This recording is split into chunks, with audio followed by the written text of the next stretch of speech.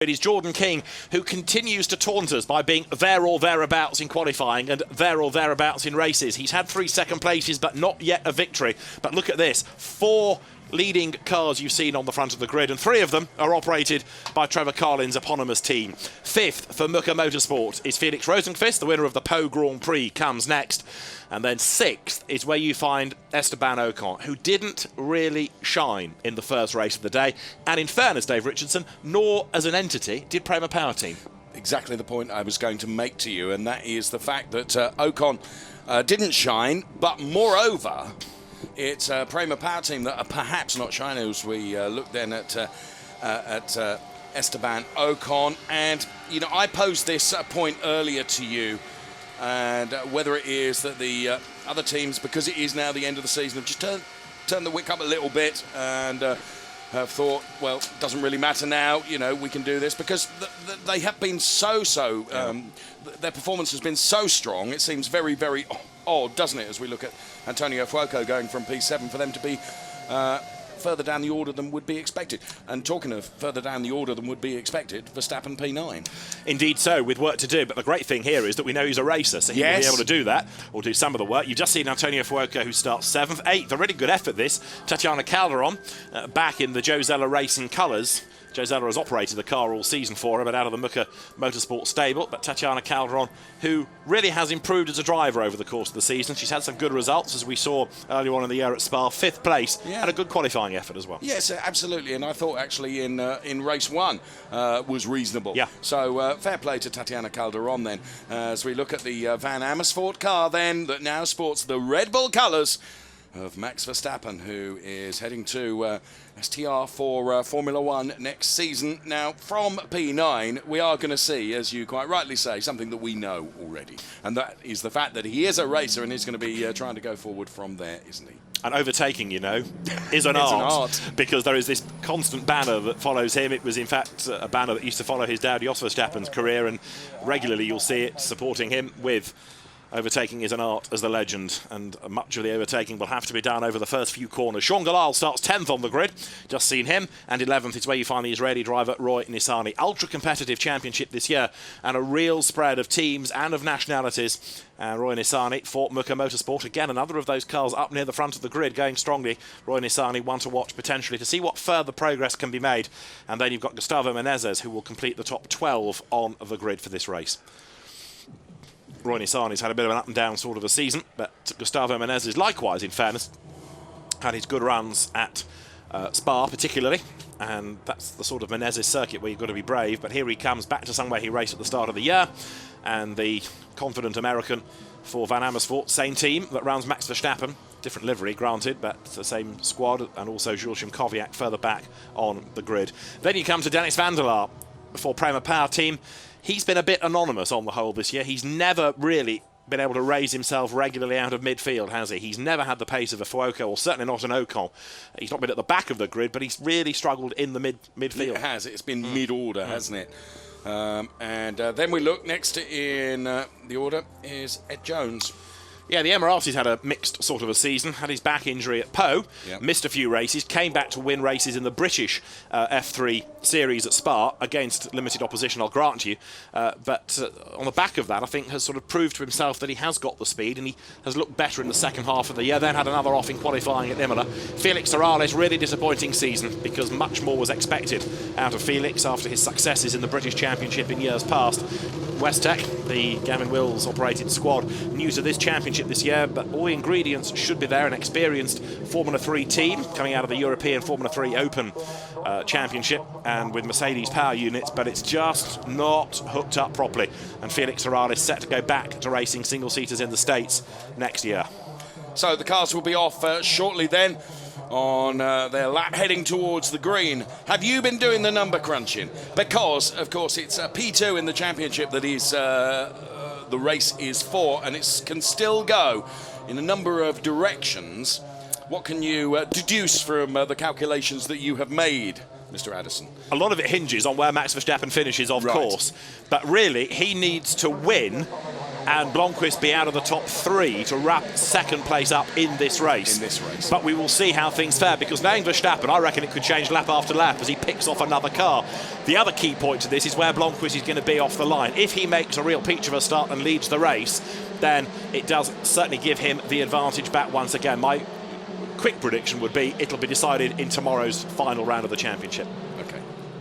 So that means it all gets sorted out at turn 1 now, doesn't it, really? I've been spot off with my predictions all year. So the green flag lap underway, you know the score by now. 1 lap to get warmth into the Hankook tyres, on which everybody runs, jink around, try and get the warmth through them, do 1 or 2 stoppies as well, and try and get the temperature into the brakes, dissipate that through into the rubber as well. This is where we had drama on lap 1, the hairpin in the first race, but as far as race 2 is concerned, whole different ball game. The grid headed by Tom Blomqvist and Antonio Giovinazzi, Lucas Auer third, Jordan King fourth, then it's Felix Rosenqvist who lines up fifth ahead of Ocon, Fuoco, Calderon, Verstappen and Galal. Nissany is 11th ahead of Menezes and Van der Laar, Jones 14th ahead of Serrales and Santino Ferrucci. Then it's Szymkowiak, Goddard and Alex Torriel and Stefano Coletti who will round out the top 20. Kelly Beretta is 21st, he had an off in race 1. Sandro Zella is 22nd. Andy Chang had damage in the first race. Jake Dennis is going to be 24th, and that's after an engine change. And Nick Cassidy went off in the qualifying session, never got a proper flying lap in the Kiwi, the guest driver, so he is going to be at the back of the grid. So, is it going to be a win for Tom Blomqvist? Second question, Dave, is where's Max Verstappen going to finish? Well, I think you're right. I think he will move himself up the order. Whether he can elevate himself up the order past Calderon, Fuoco, Ocon, Rosenqvist, you know, there's a lot of cars to get past there, isn't there, during the course of the race? And, you know, those drivers aren't slow drivers, so we will see. We're really going to see Max Verstappen at his racing best, aren't we? And going to get some judge, really, in this race of what he can do in terms of overtaking, which we know he can do so very well. I think it's a big ask, if I'm honest with you. That's my prediction. I think it's a big ask for him to even get to a podium. Okay. That's my little prediction. Let's see how far out we are. Okay, well, yeah, I was hoping, this is my heart, not my head, saying podium. Top 6 is on, yes, I would say. Yes, I would agree with that. Should be on by turn 1. Possibly. I'm still going to hang out for a podium for Max, well, so we'll see. I'll be delighted if I'm wrong.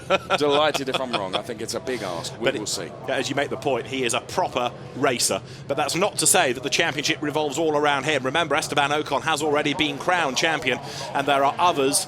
We've had 7 different winners, remember, this year, so it's not just the Max and Esteban show.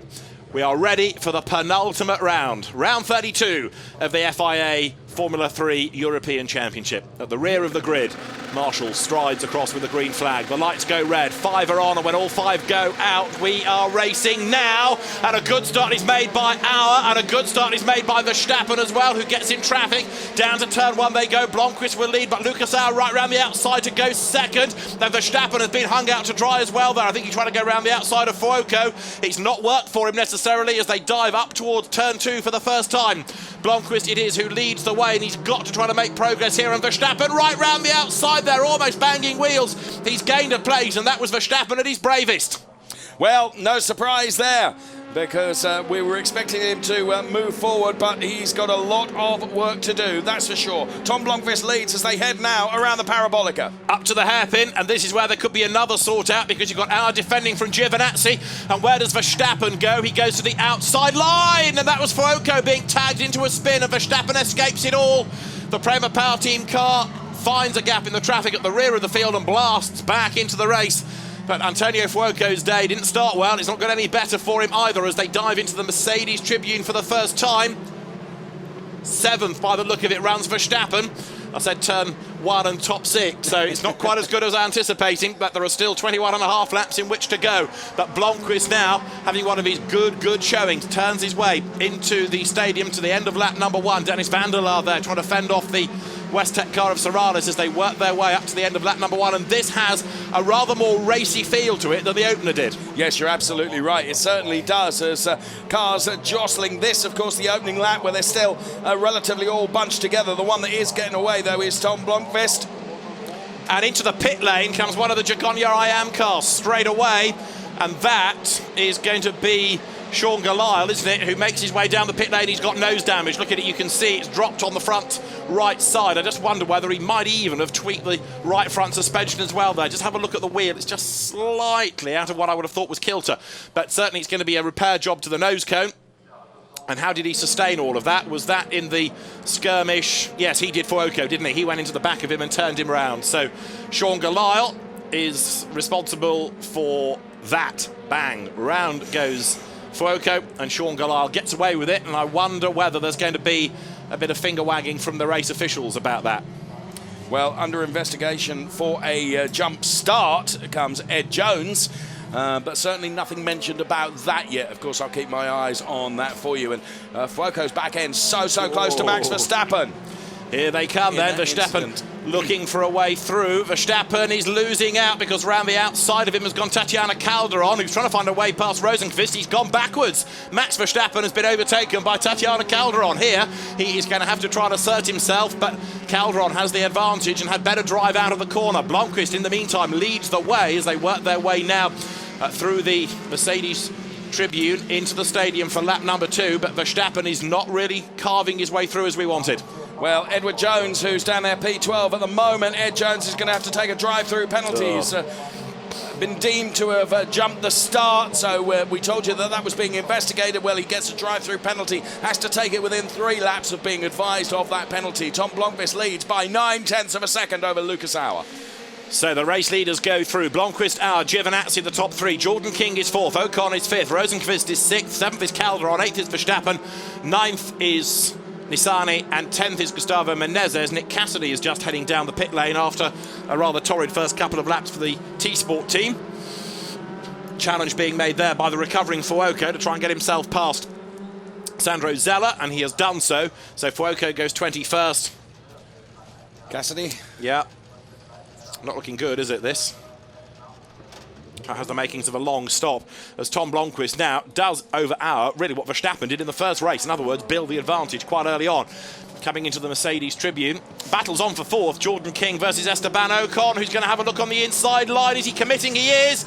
There's just about room. Forces King out wide over the curb, and through has gone Esteban Ocon. There was no messing there. No, absolutely. He went through and was going to do that, wasn't he? He was absolutely committed to it, and Jordan King losing out, and now he's under pressure. Not only that, Dave, look at the wing, look at the front wing. Because he rattled over the curb, it's another one that's dropped on the right side. There you can see it, and so straight away, the aero is disturbed on that car. There could be a pit stop looming, so it's not only cost him 1 place to Ocon, it could cost him a whole heap if he has to pit. Absolutely. Rosenqvist is the next in order, isn't he, that will try and get past him.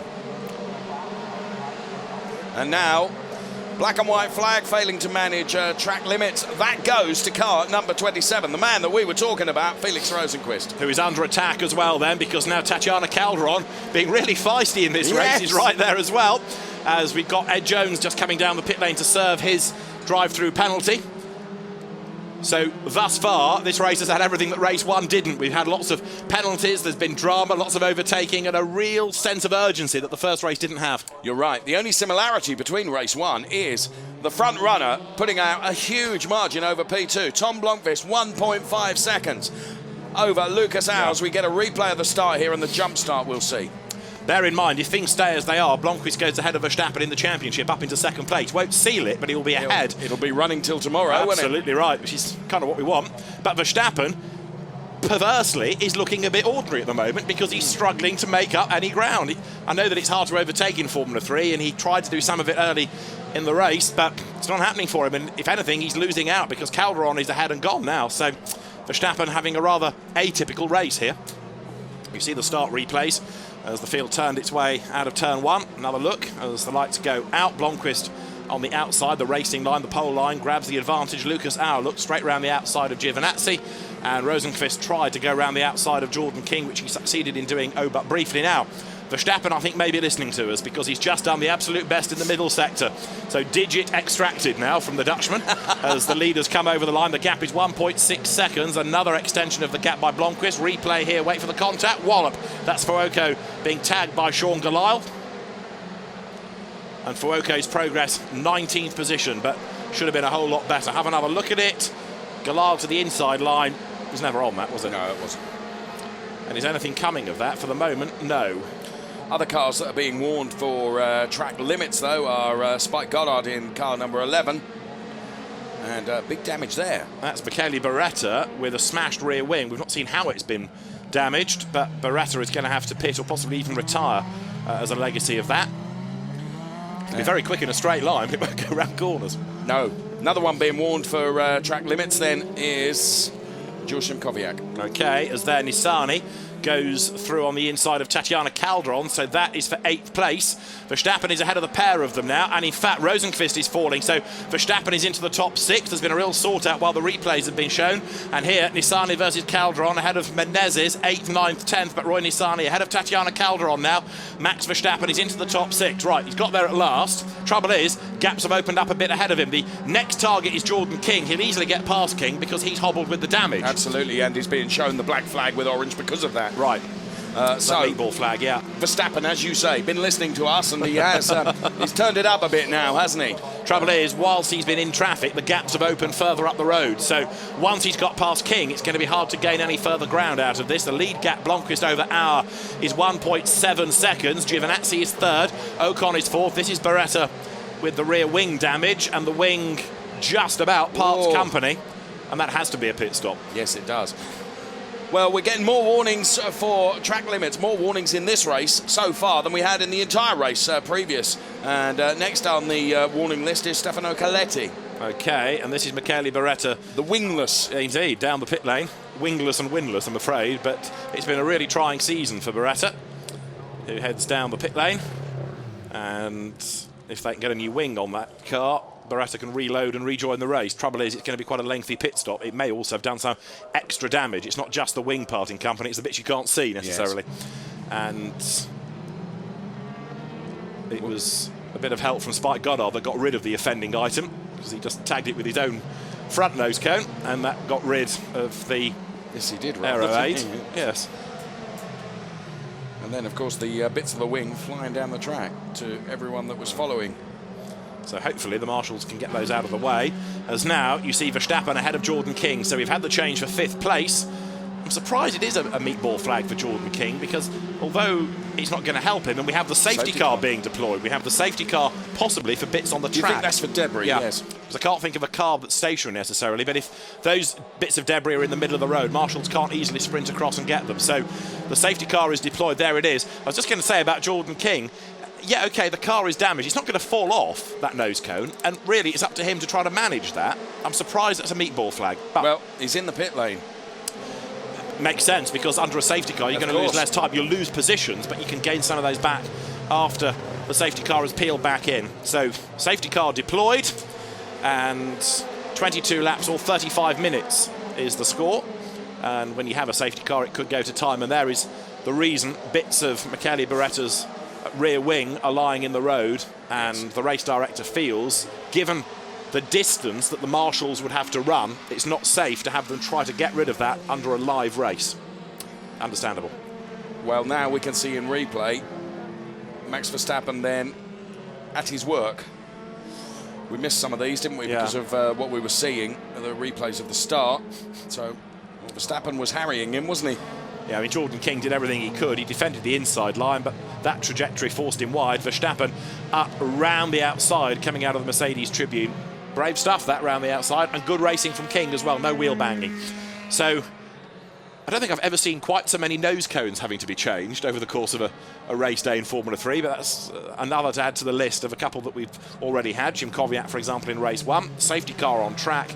And who else is being warned about track limits now? Well, this is Caletti for the 2nd time, so under investigation now as the brave marshal under the safety of the safety car is able to retrieve those, and here's how Spike Goddard aided the removal of that piece.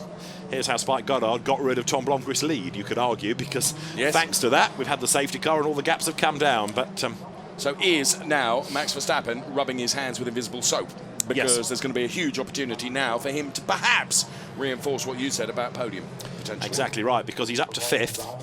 and he should be closer. We're going to go racing this time, look, because the safety car will peel back in. Blomqvist stacks them all up. When he accelerates, he has to go, but look at Verstappen on Ocon. That's going to be the first one to look for, and Verstappen is right on the tail of his arch rival as they sprint their way up towards the line.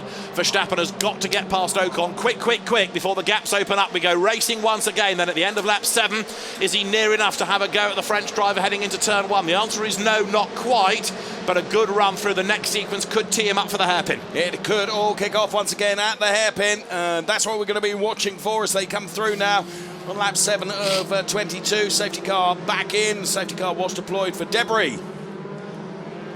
Jake Dennis trying to gain ground as well around the outside of Santino Ferrucci. That's for 13th place. Jake Dennis working his way up from 24th, battling to get into the points as the race leader, Tom Blomqvist, heads towards us. Now, is Verstappen near enough to think about making a move against Ocon? He's not. Ocon, rather, is thinking about passing Giovinazzi, but then they all concertina up, look, 2nd, 3rd and 4th heading into the hairpin. Blomqvist is driving away from them up front. And Lucas Auer, the man in 2nd place, having to look to his laurels now. For 3rd place, though, Giovinazzi versus Ocon. If they trip over themselves, that will be an absolute gift to Verstappen. They're nose to tail as they come then from the Mercedes tribune down towards the stadium behind Verstappen. Rosenqvist has got Roy Nissany right up behind him, but I'm mystified as to what is going on for Verstappen in this race because the pace is not there. Look, he's falling away from Ocon. He's almost overdriving there as he runs wide over the curb. He's fallen away over the course of that lap, and even that little squabble between the two ahead of them, he's not really throwing him a lifeline. No, you're right. Drive-through penalty for Stefano Coletti. I said that under investigation for failing to manage the track limits. That is now being enforced, and drive-through penalty for Coletti. Okay, and he was way down anyway, wasn't he? So it's not going to make life any better. Yeah, 20th place, won't improve life for him. So the race leaders have done 8 laps. We start lap 9, and the order remains Blomqvist, Auer, Giovinazzi, Ocon, Verstappen, Rosenqvist, Nissany, Calderon, Menezes, and then Van der Laar in the points in the top 10. Now Verstappen is having another think about Ocon here, who has dropped away slightly from the traffic ahead. 4th place is where you find Ocon for the moment, and Giovinazzi ahead of him as the cars now head through the midsection of the lap as Coletti heads down the pit lane. And that's not exactly a drive-through, it's a drive-in, and it's a park. Yes, it is. So Coletti's race done and dusted, and that's not good for Euro International. No, because Baratta's already had that damage and his retirement from the race as the cars then power their way back down towards the Mercedes arena once again. Jake Dennis, looking lively. And so Saralis against Szymkowiak. Saralis in the blue car round the outside and locking up and running out of road is Jake Dennis. Szymkowiak makes a mistake and that gives Saralis the opportunity, but that's the outside line heading now towards the stadium. But Saralis nails his foot to the boards and he's gone through, and Jake Dennis weaving around there trying to find the gap and also keep Ferrucci behind him. Into the stadium they come now. Jake Dennis is close enough to have a look at the inside of Szymkowiak, but that was a half-hearted effort. He didn't really commit to that, so there's more to come in this little group, I think, from Jake Dennis now. The race leader, Tom Blomqvist, has gone over the timing line, and he's over a second ahead of Lucas Auer on the restart laps. 3rd is Giovinazzi, Ocon is 4th, and 9/10 back is Verstappen. They work their way through turn 1, Rosenqvist 6th, Nissany 7th, 8th is Calderon, 9th is Menezes, Van der Laar is 10th, there's Spike Goddard, who is in 16th place. Race leader at the Nürburgring in the mixed conditions, and there are still plenty of scraps to be decided lower down the order. Jake Dennis goes through on the inside of Szymkowiak, and that is for 12th position. Szymkowiak tries to fight back. He does fight back, yes. So this is brilliant stuff from Jake Dennis and Jules Szymkowiak then that we're watching at the moment. He's getting a shove almost from Szymkowiak as he's really is. Szymkowiak is on the inside here. This isn't all over yet. Here they come down to the braking area.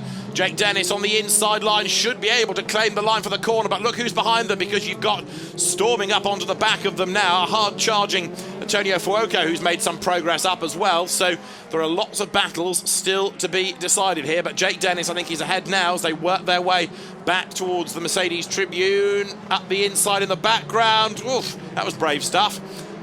Torriel nearly running out of road there as he committed to the inside line. Alexander Torriel goes ahead of Ferrucci, squeezes him out then, and now they work their way down towards the stadium once again.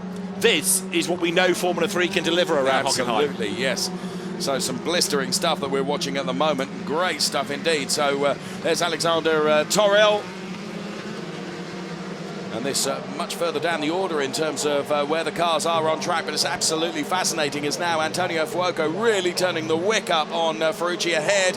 So, Fuoco behind him has got Chang as well.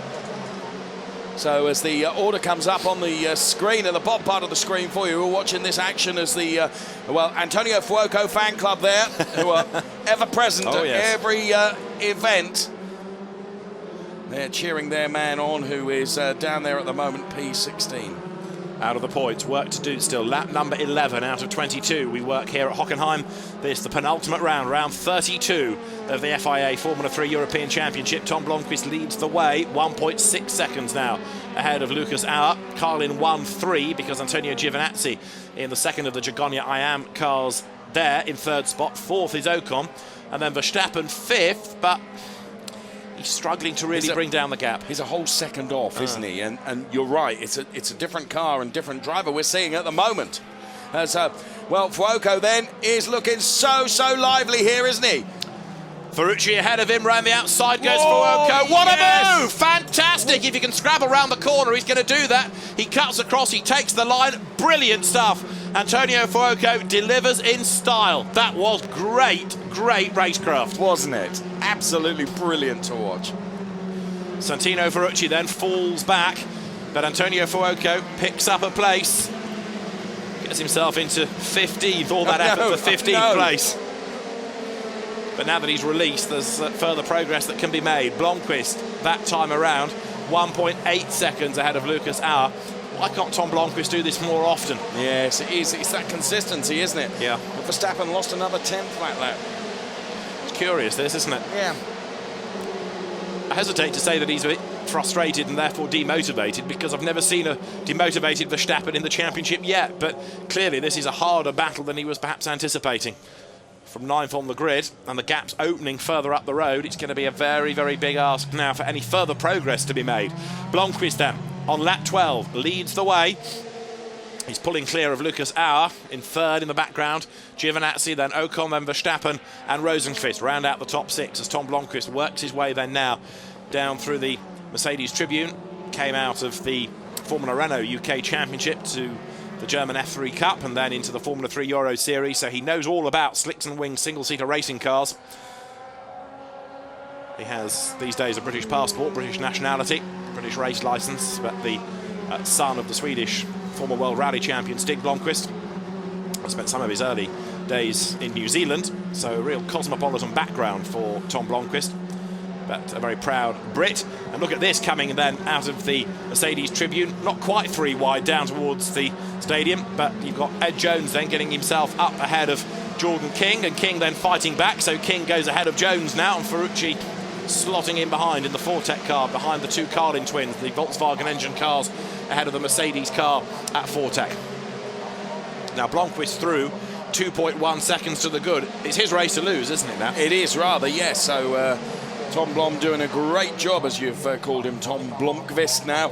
2.1 second margin he has. So what do we got? We're lap 12 of 22, or just under 15 minutes left to run in the race. Of course, the safety car may mean that we go to time rather than laps. We will see. But Blomqvist leads from Auer, and then Giovinazzi, then it's Ocon, and Verstappen is falling backwards. He is, you're absolutely right about that. So Verstappen, as we saw early on, had a couple of laps where he lost ground, didn't he, and was passed by Tatiana Calderon. She's in 8th place, though, now, ahead of Menezes and then Dennis van der Laar. So where's the next battle going to come from? We are into the second half of the race. It's not going to come for the race lead because Blomqvist is looking so strong now.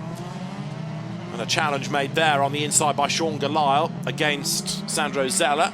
That is for 22nd place. And Zeller, I think, keeps the position. He does. Sorry, no, Galisle does go through. Galisle is ahead. So the Jagonia IAM car clear.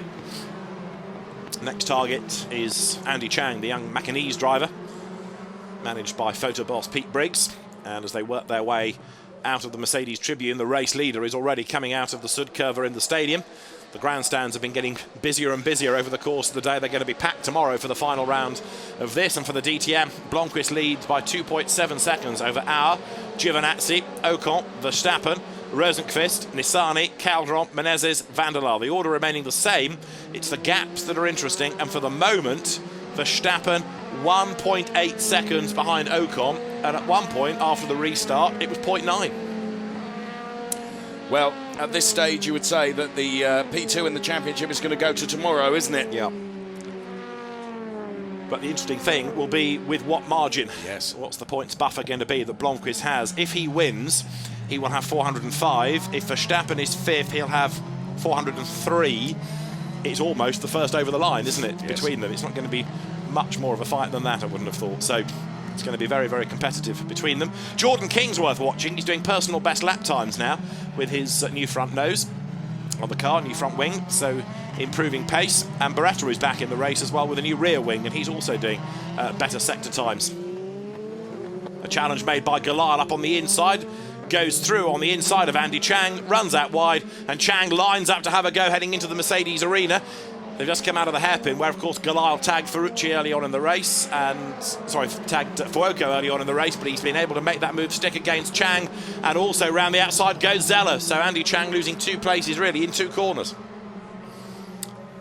Never raced here before, so the Macanese driver developing his track knowledge data bank, but it's a big ask. The idea is for him to have enough experience of a contemporary Formula 3 car to get him on the grid for the Macau Grand Prix, which is obviously key for a Macanese driver. Jos Verstappen looks on from the pit wall. He will be as intrigued as you and I with regards to pace, won't he? Absolutely, yes. And I would imagine that he's a fairly hard taskmaster. He will ask searching questions of the Van Amersfoort team if he thinks something ain't quite right for his boy. Fifth is not bad, let's face it, but given the way that he went in the first race and now how distant he looks, because he's 6 seconds away from the race leader. Yes. Something a bit odd there. So we're looking at Max Verstappen then. We just saw Jos on the pit perch, looking at the data, looking at the lap times, and he will be as curious as we are. Tatiana Calderon having a great race day. Yeah, absolutely right. Good to see. 5th at Spa, 8th at the moment. There is Roy Nissany, after whom she is chasing. Esteban Ocon running in 4th place. But look at the margin he's built up since the safety car as well, over Verstappen. But whilst we comment on Verstappen not doing brilliantly in terms of pace, Esteban Ocon isn't where we would expect him to be either. But he hasn't been all weekend, has he? That's in fair. Qualifying or in racing, he's looked just a little bit off, as though, and I still put some of it down to the team, as though Prema Power Team has never quite got the right setup. And it's weird, because it was winning races here at the start of the season, absolutely. and it's been to the Hockenheim circuit so many times as a squad. It really should have the data, but something not quite right. There is Antonio Giovinazzi. Now, is he doing anything about Lucas Auer? The gap is 0.9 of a second. Last time around, he lapped fractionally slower, but Giovinazzi is just starting to look a little bit more racy, isn't he? So Giovinazzi then. So it's Blomqvist, Auer, Giovinazzi, Ocon. Then it is Verstappen, Rosenqvist, Roy Nissany, Tatiana Calderon that I mentioned just a few moments ago, Gustavo Menezes, and then P10 goes the way of Dennis Van der Laar. Yes, it is. It is Dennis Van der Laar, you're quite right. Van der Laar. Yeah.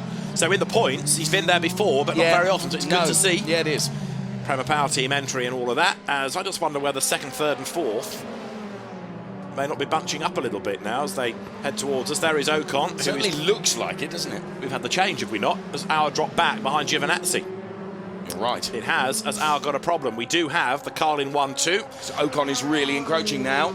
But why has Auer lost ground? Has he got a problem? Because he's lost chunks of time, and it happened at the hairpin. Oh, he missed his braking point completely, didn't he? Went too deep into the corner, got the car slowed down where everybody else was accelerating. So that's what triggered it. It was a mistake by Lucas Auer, and this is Fuoco on Szymkowiak to try and take 13th place. Not quite, but yes, Lucas Auer makes a small mistake, but a very costly one, because it's cost him a spot to Giovinazzi. So a tasty chicken 1-2 could be on the cards here. There's Lucas Auer trying to fight back then for Muka Motorsport, as the gap between the 2 leading cars, Blomqvist and Giovinazzi, 3.3 seconds now. And the way that Giovinazzi is going, having gained a place, suggests that he might be able to narrow that. So we'll keep abreast of the chicken cars and Let's see whether that comes down much more before the very end. Don't want to be battered, that's for sure. Blomqvist, Giovinazzi, Auer, Ocon, Verstappen, the top 5. As the percussion strikes up. Rosenqvist is P6, Nissany P7. So, Tom Blomqvist then goes through with that huge margin of 3.3 over Antonio Giovinazzi. Ocon then just beginning, I think, to reel Auer in. It was 5/10 the margin last time around. Be interesting to check what it is this time around. So, whether Ocon can sniff an opportunity here. So, there is the last 3 laps, the margin between Auer and Esteban Ocon. So here they come, Lucas Auer third, Esteban Ocon in 4th place, but the way that Blomqvist is going with this 3.3 second advantage, mighty impressive, and Lucas Auer illustrating that although we are talking about gaps, one little error and things can change. Yes. And that is really what has gifted this place to Giovinazzi. Now, what can Ocon do? He's half a second back. Can his Mercedes engine car do anything about the Muka Motorsport car? The answer is a resounding no, because he's lost 0.2 of a second, in fact, on that lap. Yes, because he was looking much closer, and he did lose out there. So Blomqvist, Giovinazzi, Auer, then Ocon, Verstappen, Rosenqvist.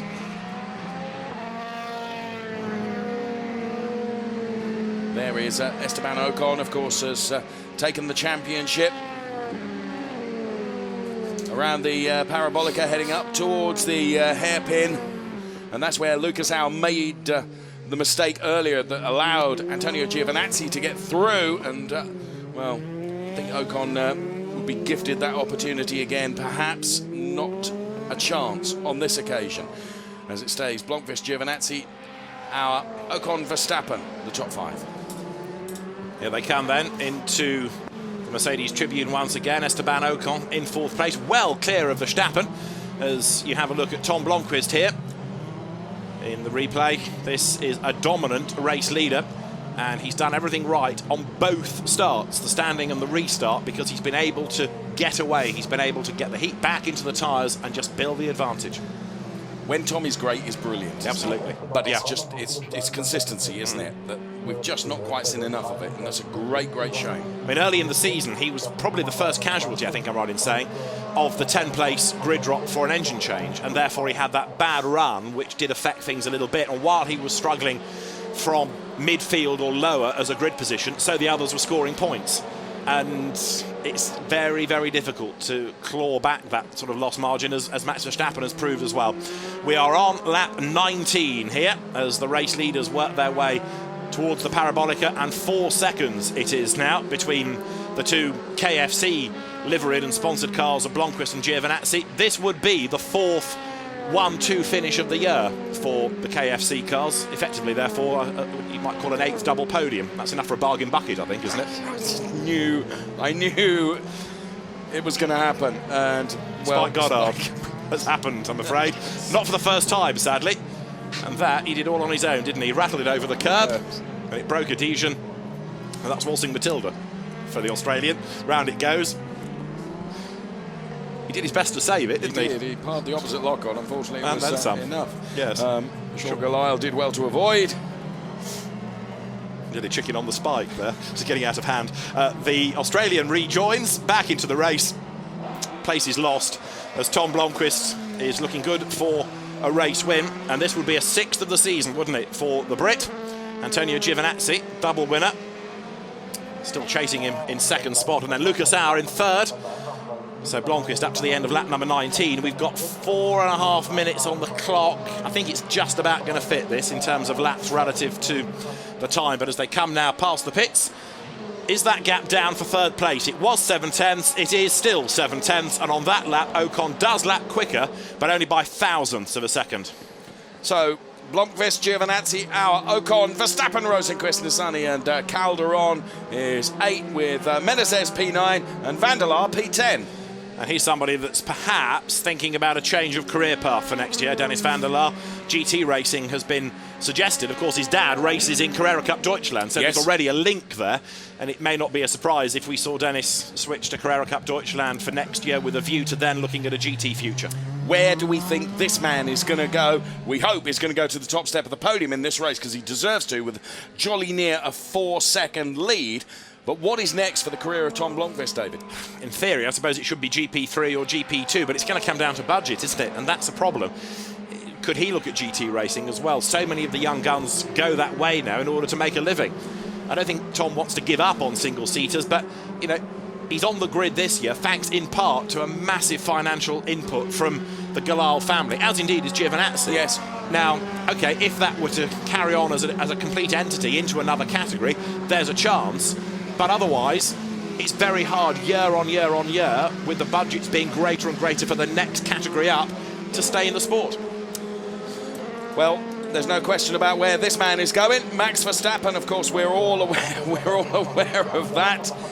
STR, Toro Rosso, is where he is off to in Formula One. It's been a remarkable season for him. He might only be P5 in this particular race, but his season and where he's going, it's been a remarkable success story for Max Verstappen. And we haven't said it for 20 laps, so it's worth mentioning again, in his first full season of car racing. You're right. This extraordinary maiden year in single-seater racing for Max Verstappen, although this has not been a standout drive. He's made progress, I'll grant you, from where he was on the grid, but it's not going to be one that you nail as a really feisty Verstappen drive. It's not been a Max race, really, has it? Curiously. No. And I think that, I don't know what it's down to. Doubtless we will find out. So the race leaders on lap 21 now, 1 to run at the end of this, and we've got just under 2 minutes to go, so everything should coincide. As you see, Antonio Giovinazzi hanging on to his second place. Lucas Auer looks like he's going to be good for the podium once more. Winner here earlier on in the year, winner at the Nürburgring as well, so it's at the German circuits he goes well, rather than, for example, the away races, because they've been to Silverstone, they've been to Po, they've been to the Hungaroring, they have been to Spa, Moscow, the Red Bull Ring, and Imola. And yes, this is a regular support category to the DTM, but it also has its own path. Imola was a real hit with the teams. They love going there. Spa gave some of the best racing all season. Po is definitely back on the calendar for next year, the Po Grand Prix. A must do. Jake Dennis is off the road, and so is Fuoco. That was the battle for 12th place, and it has resolved itself with damage. And rather than cheering for Fuoco, I suspect now there is a lot of sympathy for their man. Well, we will see in replay what happened. Yeah. But there is Fuoco getting out of the car. Jake Dennis had the front damage and was ahead going onto the lap. I suspect that Fuoco tried to make a move, and Jake Dennis, you can see there, broken front left, possibly tried to turn in and found Fuoco where he wanted to be, but no doubt the replay will show us. We're on the last lap. Here goes. Fuoco up the inside. Bang. I think Fuoco has a case to answer there, because he was never going to get the car slowed down in time. No, and Jake just, you know, to be fair, he just turned in, didn't, you know, he just came from nowhere, didn't he? Well, we've got a red flag, David. On the last lap, because that yellow flag zone and 2 cars off, the race director has stopped the race, which I'm surprised about. The cars were on the last lap, but with a red flag being shown, I would have thought double wave yellows would have covered that, but well, anyway. They're away from the... Yeah. It's curious, but a red flag stops the race, no question about that. Jake Dennis and Antonio Fuoco trudge away, and each will blame the other. Yeah, of course. And the race is stopped then. So we had a yellow flag in that sector, but then it has been replaced with a red flag to end the race, and that means that Tom Blomqvist is confirmed as race winner from Antonio Giovinazzi and Lucas Auer in 3rd position. And the result will be declared at the last lap completed by everybody. So down the pit lane comes Tom Blomqvist, as the drivers then now will make their way up to the podium. And there you can see Jake Dennis and Antonio Fuoco trudging away.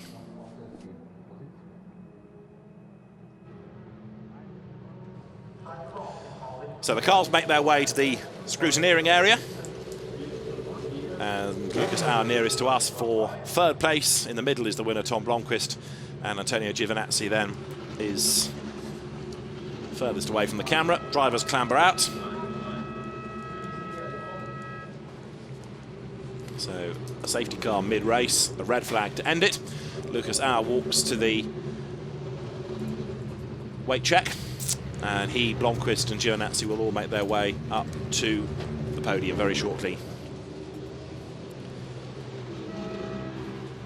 Out gets a very happy Tom Blomqvist. A 6th victory of the season goes his way, and the Carlin guys that have worked so hard with him all year can celebrate a victory.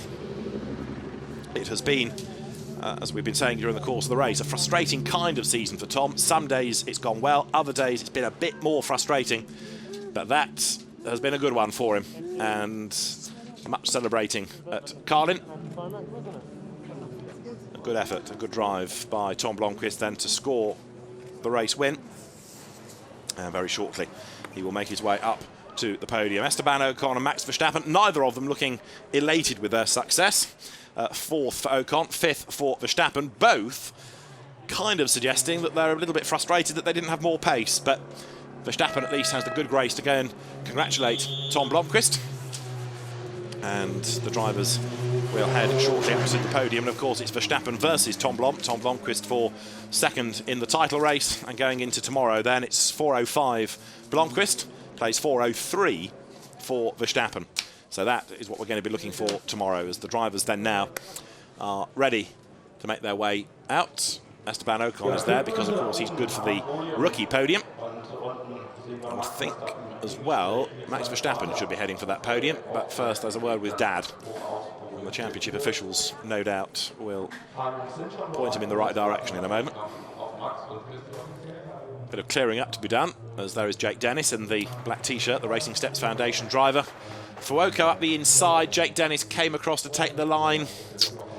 Maybe he should have been more aware that Fuoco had made that move, because he suddenly disappeared from the mirrors, but I still think that Fuoco arrived with such speed he was going to go wide anyway and struggle around the corner, so maybe it was a bit of an ambitious dive on the part of Fuoco.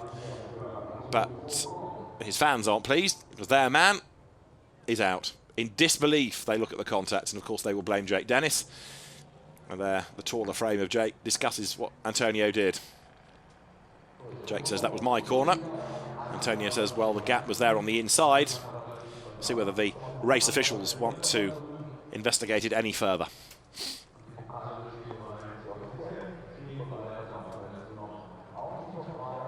And Tom Blomqvist, after his race win, heads up to the podium. So the Carlin driver scores a 6th win of the year, and he will be on the top step, getting the replays of him embracing all the team, celebrating the win. A massive effort for Carlin to run in this championship, because you've got the 2 cars in the traditional Carlin and Volkswagen blue of Ed Jones and Jordan King. You've got the Racing Steps Foundation car of Jake Dennis. You've then got the 3 Jagonia I Am entries, and Trevor Carlin's team set to go into the new MSA Formula, aka British Formula 4, to the FIA spec for next year. So another single-seater grid with lots of Carlin cars set to be on it. But for now, the podium is ready. Any moment out will come the drivers, and when they do, it will be, of course, Tom Blomqvist that makes his way on to the top step. There he is. Tom Blomqvist comes from behind the podium to stand on the top step for the 6th time this year. Doffs his hat at the Carlin guys. Peter Mukki's wearing the white shirt at the bottom of the podium, as out comes Antonio Giovinazzi to complete the Carlin Jagonia I Am 1-2. And for 3rd place, it is for Mukka Motorsport Lucas Auer, who stands on the 3rd step of the podium. And Carlin sends his representative up onto the podium as we have the national anthem.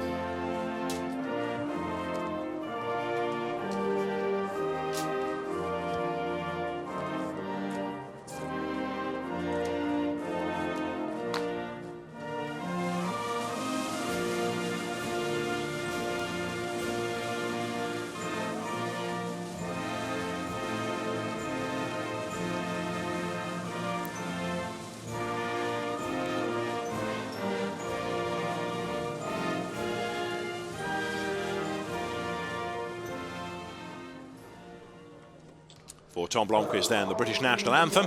For Carlin as well, of course, as the winning team. the British national anthem.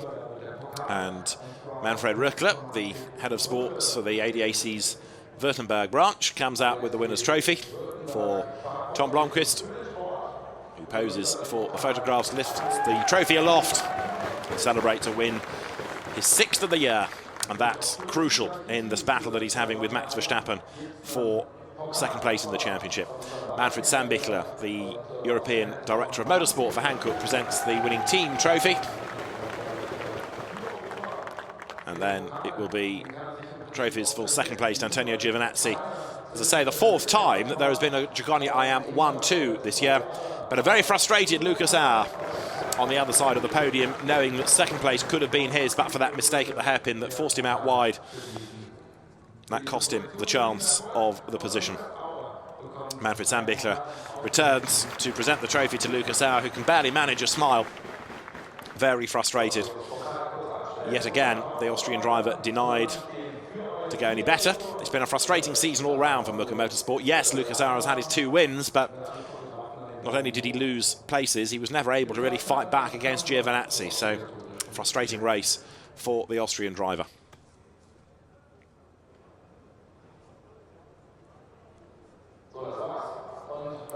And now, with the photographs taken, the Henkel Trocken is sprayed, and Lucas Auer, you can see, doesn't really enter into the spirit of this. He's happy to spray, but he gets out of the way of everybody else, and I think we'll be heading off the podium pretty soon. Frustration. Tom Blomqvist gives him a bit of a soaking, and Lucas Auer picks up his trophy and walks. Frustrated with himself, frustrated perhaps with the pace of the car as well. So as we look down on Hockenheim race results, a win for Tom Blomqvist, and the result at 19 laps after that red flag. Antonio Giovinazzi takes second place ahead of Lucas Auer, Esteban Ocon 4th ahead of Max Verstappen, Felix Rosenqvist 6th, then Roy Nissany, Tatiana Calderon, Gustavo Menezes and Dennis van der Laar round out the top 10. Soralis next, Jake Dennis given 12th on the count back ahead of Fuoco, with King 14th, Jones 15th, Szymkowiak, Toril, Ferrucci, Galal, Cassidy, and then Zeller and Goddard ahead of Andy Chang. 2 podiums, though, in the FIA Formula 3 European Championship, the next of which is going to come for the rookie classification, and the drivers for that will be there in a moment, because the podium is dressed, the Henkel Trocken is there, and it should be Esteban Ocon who stands yet again on the top step of that rookie podium. If you think he's had a good strike rate in the overall standings, the rookie podium's even more impressive for him. And the French driver, already crowned as the overall champion, the rookie champion as well, makes his way on to the top step of the podium once again.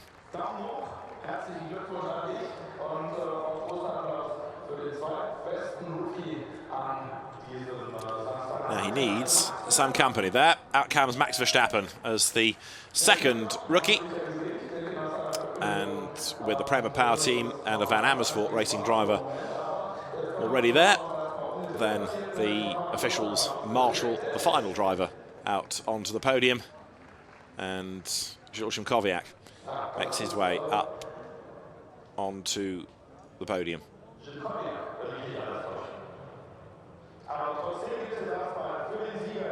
Now that is a puzzle, because Szymkowiak was behind Fuoco on the classification, but he is given the 3rd step on the podium.